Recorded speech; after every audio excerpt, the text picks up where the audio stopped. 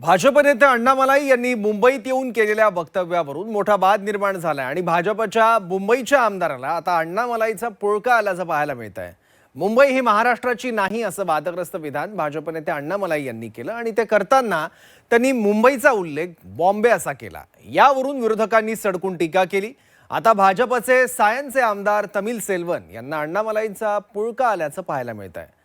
सेल्वन यांनी अण्णामलाई यांचं समर्थन करत त्यांच्या बचावासाठी ते स्वतः मैदानात उतरले आहेत। बघूयात। पहले बॉम्बे था, अभी मुंबई। हम लोग मुंबई का है। मुंबई बोलने के लिए वो कुछ 19-20 का फर्क है, वो गलत बोला ही नहीं। ये सब राजनीति करना, ये सब विषय को ऊपर मुंबई को, तो ये आर्थिक राजधानी का विषय को ऊपर मुंबई को उन्होंने बहुत अच्छा बोला। मद्रास म्हटलेलं चालेल काय?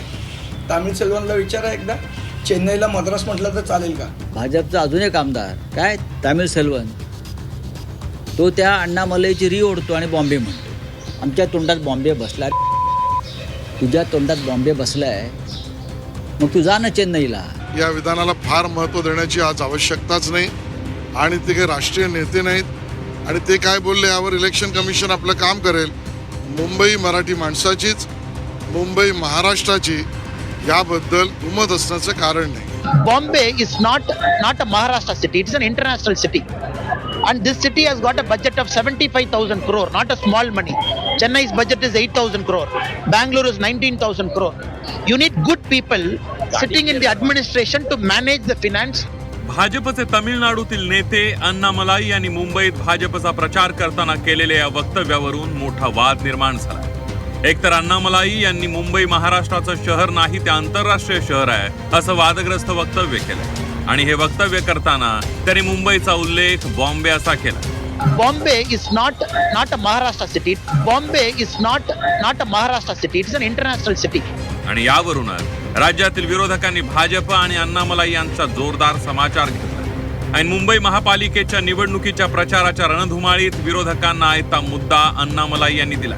एकीकडे विरोधकांनी यावरून भाजपला घेरलं असताना भाजपचे नेते मात्र अण्णामलाई यांचं समर्थन करताना दिसतात। मुंबईतील सायनचे भाजप आमदार तमिल सेल्वन यांनी अण्णामलाई यांच्या समर्थनार्थ मैदानात उतरले। अण्णामलाई काही चुकीचं बोलले नाहीत, त्यांच्या वक्तव्यावरून विरोधक राजकारण करत असल्याचा आरोप सेल्वन यांनी केला। तब शुरुआत मुंबई में आता है उनका हिंदी बोलने का शब्द, उनका कॉन्वर्सेशन 19-20 का फर्क होता है। पहले बॉम्बे था, अभी मुंबई। हम लोग मुंबई का है। मुंबई बोलने के लिए वो कुछ 19-20 का फर्क है, वो गलत बोला ही नहीं। ये सब राजनीति करना, ये सब विषय को ऊपर मुंबई को, तो ये आर्थिक राजधानी का विषय को ऊपर मुंबई को उन्होंने बहुत अच्छा बोला। लेकिन सब थोड़ा 19-20 का फर्क है। तो मुंबई कर के लिए अण्णामलाई तो कभी भी आएगा तो अच्छा ही बोलता है, वो हिंदी नया नया बोलना शुरुआत है, बाकी कोई तकलीफ नहीं। भाजप आमदार तमिल सेल्वन यांनी अण्णामलाई यांचं समर्थन केल्यानंतर ठाकरेंच्या शिवसेनेचे खासदार संजय राऊत आणि मनसे नेते संदीप देशपांडे यांनी तमिल सेल्वन यांचा समाचार घेतला। बॉम्बे म्हणतो एकतर तो भाजपचा अजून एक आमदार काय तमिल सेल्वन, तो त्या अण्णामलाईची री ओढतो आणि बॉम्बे म्हणतो। आमच्या तोंडात बॉम्बे बसला, तुझ्या तोंडात बॉम्बे बसलाय, मग तू जा ना चेन्नईला। इथे कशाला आहेस? कोण आहेस तू? तुम्ही महाराष्ट्रातून निवडून येत आहे। अण्णामलाई महाराष्ट्रात प्रचाराला आला, त्याला रोखण्याचा प्रश्न नाही आहे, पण तुम्ही महाराष्ट्रात येऊन आमच्या मराठी बांधवांच्या भावनांशी खेळताय आणि राज्याचे मुख्यमंत्री त्याची री ओढतात। भाजपच्या आमदार तमिल सेल्वन त्याची री ओढतात, हे चुकीचं आहे। मद्रास म्हटलेलं चालेल काय? तमिल सेल्वनला विचारा एकदा, चेन्नईला मद्रास म्हटलं तर चालेल का? आणि बोलतो का तो मद्रास का चेन्नई बोलतो? एकदा विचारा आणि सांगा मला। तर अण्णामलाई भाजपचे राष्ट्रीय नेते नाही, त्यामुळे त्यांच्या वक्तव्याला अधिक महत्त्व देण्याची गरज नसल्याचं म्हणत भाजपचे नेते आशिष शेलार यांनी यावर अधिक बोलणं टाळलंय।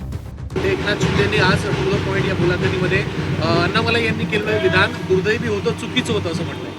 मला वाटतं या बाबतीमध्ये देवेंद्रजींनी स्पष्टता दिली आहे। या विधानाला फार महत्त्व देण्याची आज आवश्यकताच नाही आणि ते काही राष्ट्रीय नेते नाहीत आणि ते काय बोलले यावर इलेक्शन कमिशन आपलं काम करेल। मुंबई मराठी माणसाचीच, मुंबई महाराष्ट्राची याबद्दल दुमत असण्याचं कारण नाही. अण्णामलाई यांनी मुंबईबाबत केलेल्या वक्तव्यावरून राज्यात मोठं राजकीय वादंग निर्माण झालंय. मराठी अस्मितेचा मुद्दा हातात घेत ठाकरे बंधू मुंबई महापालिकेच्या निवडणुकीत उतरले.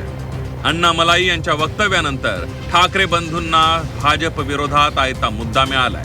यावरून ठाकरे बंधूंसह दोन्ही पक्षाच्या नेत्यांनीही भाजपला घेरल्याचं पाहायला मिळतंय. तर दुसरीकडे अण्णामलाई यांच्या वक्तव्यानं भाजपच्या वरिष्ठ नेत्यांची मात्र डोकेदुखी वाढल्याचं पाहायला मिळतंय.